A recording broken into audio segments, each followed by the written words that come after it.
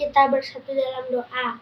Tuhan Yesus, terima kasih buat anugerah-Mu ya Tuhan. Sebentar lagi kami ingin memulai ibadah kami. Berkati ibadah kami dari awal hingga akhir. Terima kasih Tuhan, haleluya, amin. Shalom. Shalom. Lebih semangat lagi, shalom. Shalom. Wah, pagi hari ini kita bersemangat. Adik-adik yang di rumah, ayo bangkit berdiri, kita mau memuji Tuhan. Ada yang lupa, kita yel-yel dulu ya. 1, 2, 3. Bersama Yesus, dahsyat, luar biasa. Yes, yes, yes. Woo! Ayo, yang semangat goyang.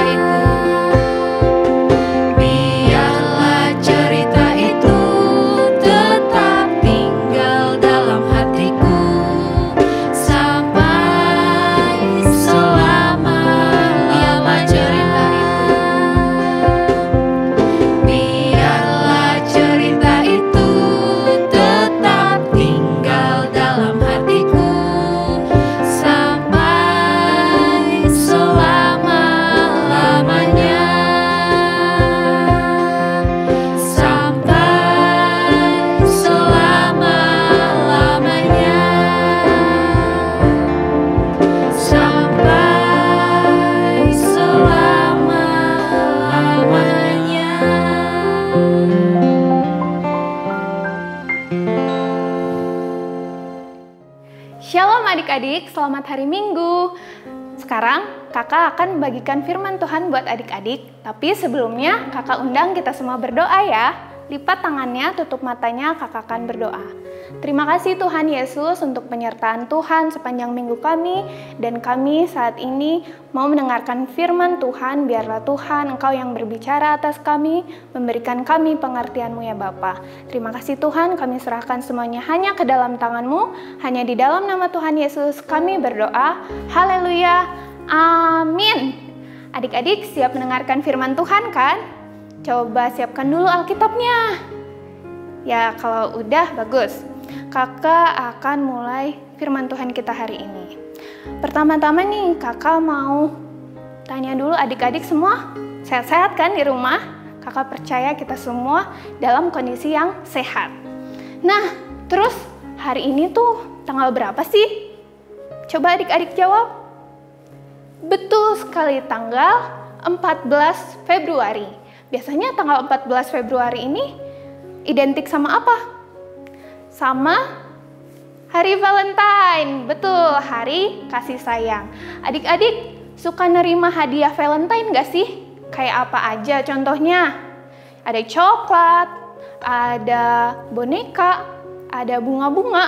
Pokoknya banyak ya yang bisa mengekspresikan rasa kasih sayang kita kepada seseorang. Nah, adik-adik punya seseorang yang dikasihi nggak? Kira-kira siapa? Hayo, jangan sebut pacar ya, karena pacar itu hanya untuk orang-orang yang siap untuk menikah. Pasti selain pacar, adik-adik sayang sama contohnya nih, sayang sama ayah, sama ibunya, sama adiknya, atau sama kakaknya, atau sama teman-temannya, sahabat-sahabatnya, banyak kan? Nah, hari ini kakak mau kasih tahu juga, ternyata di rumah kita ada seseorang yang sangat sayang sekali sama kita. Siapa lagi kalau bukan Mama? Mama sangat sayang sama kita. Nah, kakak mau kasih tahu nih, ternyata ada 5 tanda cinta ibu kepada kita. Kita lihat yuk sama-sama. Yang pertama, cinta ibu, mama, atau bunda atau mami kita ditunjukkan dengan bisa melakukan banyak hal dalam waktu yang bersamaan. Seperti yang ada di gambar nih. Kalau dilihat, ada seorang ibu yang lagi gendong bayinya, yang lagi masak, ya lagi nyetrika juga, dan ngajarin si kakaknya. Wah, hebat banget ya ibu ini bisa mengerjakan banyak hal dalam waktu yang bersamaan. Yang kedua, bisa jadi chef atau tukang masak-masakan enak. Siapa nih yang setuju kalau mama-mamanya di rumah kalau masak enak-enak semua? Kita semua setuju ya kalau mama kita itu jago masak. Semua bahan yang tersisa bisa dijadikannya makanan yang enak, walaupun cuma tepung sama gula, tapi kalau bikinan mama pasti enak banget. Terus yang ketiga, bisa mengetahui apa yang akan terjadi. Kayak di gambar nih ya, kalau dilihat-lihat ibunya lagi ngasih tahu anaknya nih, kamu akan kena demam kalau kamu nggak pakai pakaian hangatmu. Terus kata anaknya, udah lama nggak apa-apa, aku nggak apa-apa kok. Terus dia jalan keluar. Akhirnya keesokan harinya si anaknya jatuh sakit. Coba anaknya menuruti apa yang kata mamanya, pasti dia nggak akan sakit ya adik-adik. Terus kita lihat lagi di nomor 4, bisa membuat barang yang rusak seperti baru lagi.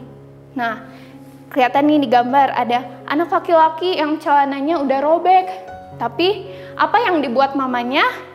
Mamanya bikin jadi celananya lebih bagus daripada aslinya. Ditambahlah pakai stiker-stiker lucu. Terus yang terakhir, yang kelima, sentuhan ibu adalah obat yang paling manjur. Biasanya nih, kalau adik-adik lagi nangis, terus abis jatuh, biasanya yang dipanggil siapa? Kalau abis jatuh deh, gedubak. Terus yang dipanggil siapa? Mama, mama. Lalu, kalau mama datang, kita merasa apa? Merasa aman. Karena sentuhan ibu itu obat yang paling manjur. Nah, ngomong-ngomong tentang mama, kakak punya satu cerita firman Tuhan yang ngomongin tentang mama nih. Ada seorang perempuan dari Kanaan. Dia mempunyai anak perempuan, tapi anaknya sakit-sakitan. Udah ke tabib sana. Tabib itu dokter, sebutan dokter di zaman Yesus. Udah ke tabib sana, tapi nggak ada obatnya. Tabib sini, tetap gak menemukan solusi. Akhirnya, setelah diketahui, si anak ini mengalami kerasukan dari roh-roh jahat atau setan. Wah, ngeri sekali ya kalau sakitnya sampai kerasukan setan. Tapi ibu ini ingin sekali anaknya untuk sembuh. Dan pada saat itu, Yesus dan murid-muridnya baru saja tiba di Tirus dan Sidon. Tirus dan Sidon ini wilayahnya dekat sekali dengan Kanaan. Dan saat itu juga ibu ini langsung mengetahui kedatangan Yesus dan langsung berlari kepada Yesus. Dikatakannya, "Yesus, kasihanilah aku. Anakku sedang sakit dan dia sedang menderita." Ibu ini ingin sekali anaknya supaya bisa sembuh karena kuasa Yesus. Lalu Yesus ini menghiraukan ibu ini. Karena kenapa dihiraukan sih? Padahal kan ibu ini tujuannya baik, mau minta tolong sama Yesus, tapi kenapa dihiraukan? Jadi, di Kanaan itu terkenal dengan orang-orangnya yang tidak percaya dengan Allah atau juru selamat, atau disebut juga sebagai orang yang kafir. Jadi, sebenarnya orang Kanaan sudah dicap sebagai orang yang kafir, makanya Yesus menghiraukan. Setelah itu, perempuan ini tetap berusaha untuk mengejar Yesus. Dan sampai murid-murid Yesus merasa terganggu oleh kehadiran si ibu ini. Akhirnya apa? Murid-murid Yesus meminta kepada Yesus untuk mengusir perempuan ini. Tapi apa yang dibuat oleh perempuan ini? Dia tetap nekat mendekat kepada Yesus. Kita lihat ya. Dia tetap mendekat kepada Yesus untuk meminta pertolongan. Dan dikatakan di Alkitabnya, di Matius 15 ayat 23-24 ya. Dikatakan bahwa tetapi Yesus sama sekali tidak menjawabnya. Lalu murid-muridnya datang dan meminta kepadanya, suruhlah ia pergi, ia mengikuti kita dengan berteriak-teriak. Lalu ayat 24, jawab Yesus, aku diutus hanya kepada domba-domba yang hilang dari umat Israel. Jadi sebenarnya kedatangan Yesus ke Tirus dan Sidon ini hanya untuk mencari domba-domba yang hilang atau orang-orang Israel yang terhilang, bukan untuk melayani orang-orang Kanaan. Tapi ibu ini dengan semangatnya, dengan imannya yang yakin dan percaya kalau Yesus bisa menyembuhkan, dia tetap berusaha untuk mengejar Yesus.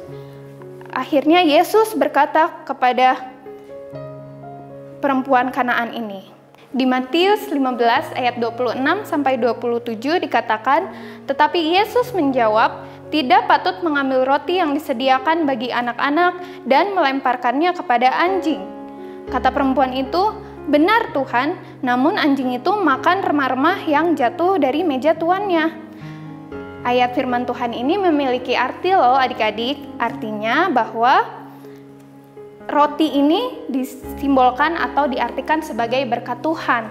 Tapi Tuhan tidak mau memberikan roti ini kepada anjing, atau disebut juga anjing ini adalah orang-orang kafir.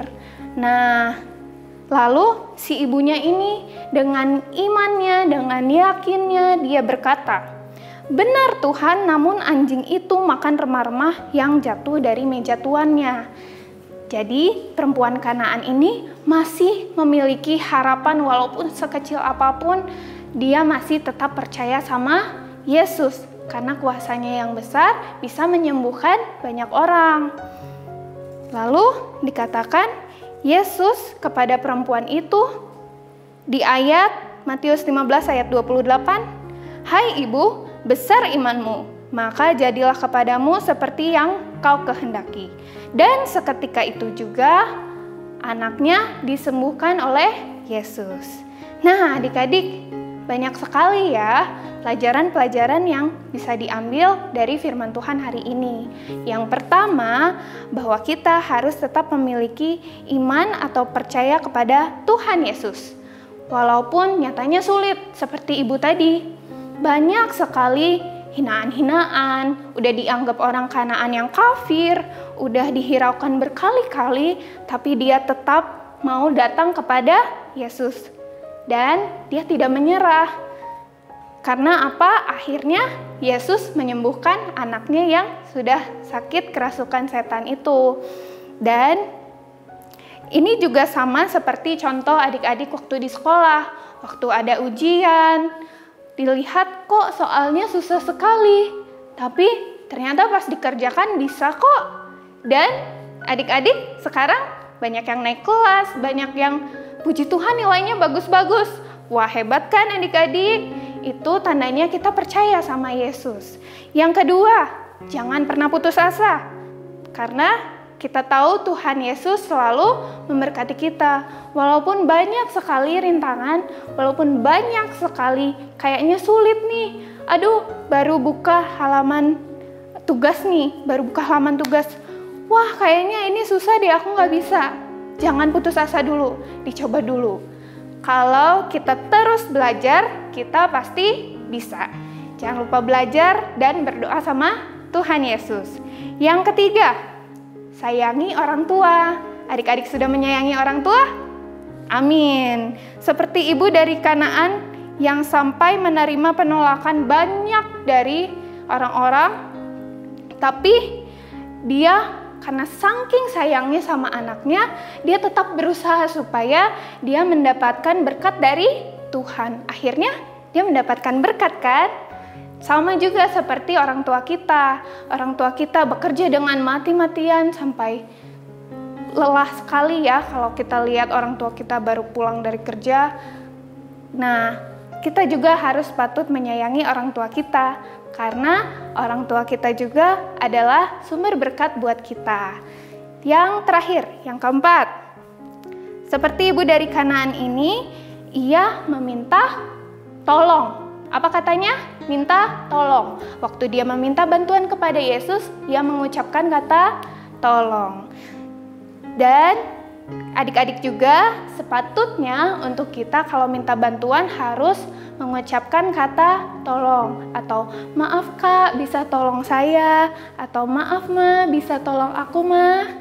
Nah, itu menunjukkan bahwa kita anak yang sopan dan anak yang baik. Kakak percaya kita semua bisa mengerti firman Tuhan hari ini dan bisa mempraktekannya dalam kehidupan sehari-hari kita. Yuk, demikian firman Tuhan ini, mari kita lipat tangan, tutup mata, kita akan berdoa untuk menutup firman Tuhan hari ini. Tuhan Yesus, terima kasih atas penyertaan Tuhan sehingga kami dapat mengakhiri firman Tuhan hari ini. Biarlah Tuhan, apapun yang kami pelajari dari hari ini Tuhan, dapat kami aplikasikan buat keseharian kami ya Bapa. Terima kasih untuk berkat Tuhan, untuk penyertaan Tuhan, untuk segalanya ya Bapa. Kami percaya bahwa kami memiliki pengharapan hanya ke dalam tangan-Mu dan kami memiliki iman yang sangat kuat hanya kepadamu ya Bapa. Terima kasih Tuhan, kami serahkan semuanya hanya ke dalam tangan-Mu. Di dalam nama Tuhan Yesus kami berdoa dan mengucap syukur. Haleluya. Amin. Tuhan Yesus memberkati. Adik-adik, kita masih ayat hafalan. Jangan ditutup dulu Alkitabnya. Ayat hafalan kita hari ini dari Ibrani 11 ayat 1. Ibrani 11 ayat 1. Sama-sama ikutin gerakan Kak Lasma ya. Ibrani 11 ayat 1. Iman adalah dasar dari segala sesuatu yang kita harapkan dan bukti dari segala sesuatu yang tidak kita lihat. Sekali lagi ya. Ibrani 11 ayat 1. Iman adalah dasar dari segala sesuatu yang kita harapkan dan bukti dari segala sesuatu yang tidak kita lihat. Kakak tunggu ya kiriman ayat hafalannya. Dan sekarang Kak Lasma ajak adik-adik tetap bangkit berdiri, angkat tangan, kita akan tutup ibadah hari ini. Tuhan Yesus, kami akhiri ibadah kami hari ini, tapi kami percaya kasih Tuhan akan senantiasa menyertai kami semua, menyertai adik-adik kami yang ada di rumah saat ini, dan mereka boleh tetap semangat, bersuka cita, karena tahu ada Tuhan yang senantiasa memimpin mereka, menolong mereka dalam melakukan segala sesuatu yang mereka kerjakan di rumah. Khususnya Tuhan saat mereka belajar online dari guru-guru mereka. Dan papa mama mereka juga Tuhan pakai sebagai alat-Mu untuk boleh tetap setia mengajarkan adik-adik kami ini, menemani adik-adik kami ini, terutama juga Tuhan senantiasa mereka mengajarkan kebenaran-Mu dalam kehidupan semua adik-adik kami. Terima kasih Tuhan, kami percayakan mereka menjadi anak-anak yang pintar, anak-anak yang hebat di dalam Tuhan, yang boleh tetap percaya akan kasih setia Tuhan untuk terus menyertai kehidupan mereka. Terpujilah nama Tuhan dari sekarang kekal sampai selama-lamanya. Di dalam nama Tuhan Yesus Kristus, kami berdoa dan mengucap syukur. Haleluya. Semua anak-anak Tuhan katakan, amin. Adik-adik yang kakak kasihi, sampai bertemu minggu depan. Tuhan Yesus memberkati, dan semua adik-adik yang ada di rumah tetap sehat, tetap jaga kesehatan. Dah.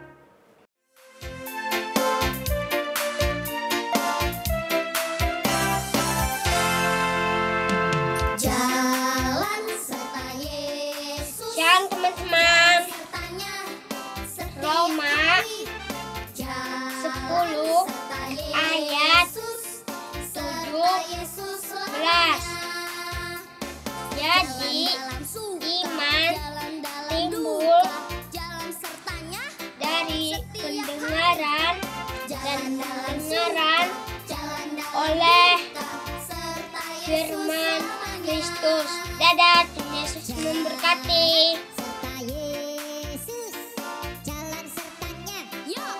Roma 10 ayat 17.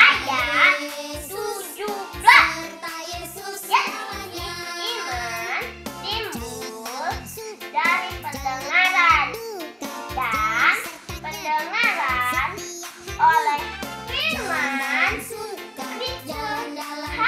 Haleluya. Amin. 10 ayat 17. Jadi iman timbul dari pendengaran dan pendengaran oleh firman Kristus. Roma 10 ayat 17. Jadi iman timbul dari pendengaran dan pendengaran oleh firman Kristus. Salam teman-teman. Roma 10 ayat 17. Jadi iman timbul dari pendengaran dan pendengaran oleh firman Kristus. Tuhan Yesus memberkati. Teman-teman.